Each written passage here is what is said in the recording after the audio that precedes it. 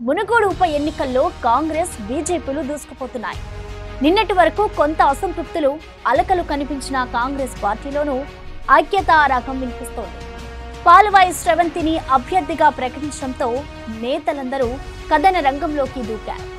మునుగోడులో తిరిగి పాగా వేయడంతో పాటు రాష్ట్రంలో కాంగ్రెస్ కు తిరిగి జీవం పొయ్యాలన్న సంకల్పంతో ఉన్నారు. మునుగోడులో గెలిస్తే తప్ప పార్టీలో నుంచి జరుగుతున్న వలసలను నిలువరించడంతో పాటు బీజేపీ, టీఆర్ఎస్లకు ధీటుగా ఉందన్న సంకేతాలను ప్రజల్లోకి పంపించవచ్చని నాయకత్వం భావిస్తోంది. ఇందుకోసం జాతీయ నేతలు సైతం మునుగోడులోనే మకాం వేసి శ్రేణులను ఎప్పటికప్పుడు అప్రమత్తం చేస్తున్నారు. మరోపక్క కమలం పార్టీ తాజా మాజీ ఎమ్మెల్యే కోమటిరెడ్డి రాజగోపాల్ రెడ్డిని అభ్యర్థిగా ప్రజలకు పరిచయం చేస్తూ ప్రచారాన్ని రక్తి కట్టిస్తోంది.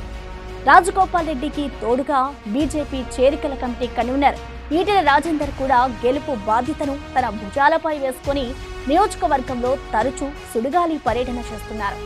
పార్టీ వ్యూహాలను అమలు చేసేందుకు కీలక నేతలు కూడా రంగంలోకి దిగి వారి వారి కార్యక్షేత్రాలలో పనిని వేగవంతం చేశారు. మండలాల వారీగా పలువురు కీలక నేతలకు బాధ్యతలను కూడా ఇప్పించారు. పాదయాత్ర ముగిసిన వెంటనే పార్టీ రాష్ట్ర రథసారథి బండి సంజయ్ కూడా నియోజకవర్గంలో సుడిగాలి పర్యటన చేసేందుకు నేతలు రూట్ మ్యాప్ను సిద్ధం చేసే పనిలో నిమగ్నమయ్యారు.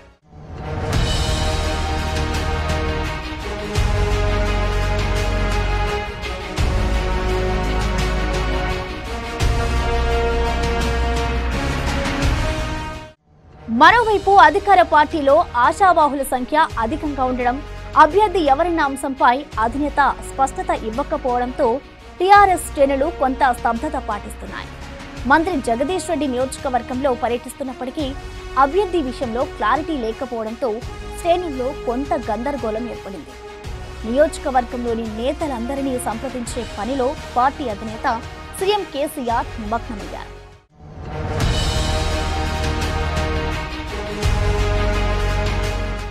జిల్లా పార్టీ నేతలతో వరుస భేటీలు జరుపుతూ అభిప్రాయాలను సేకరిస్తున్నారు. మరోవైపు కాంగ్రెస్, బీజేపీల ప్రచారం ఎత్తుగడలను బేరీజు వేస్తూ శ్రేణులకు దశ దిశను నిర్దేశిస్తున్నారు.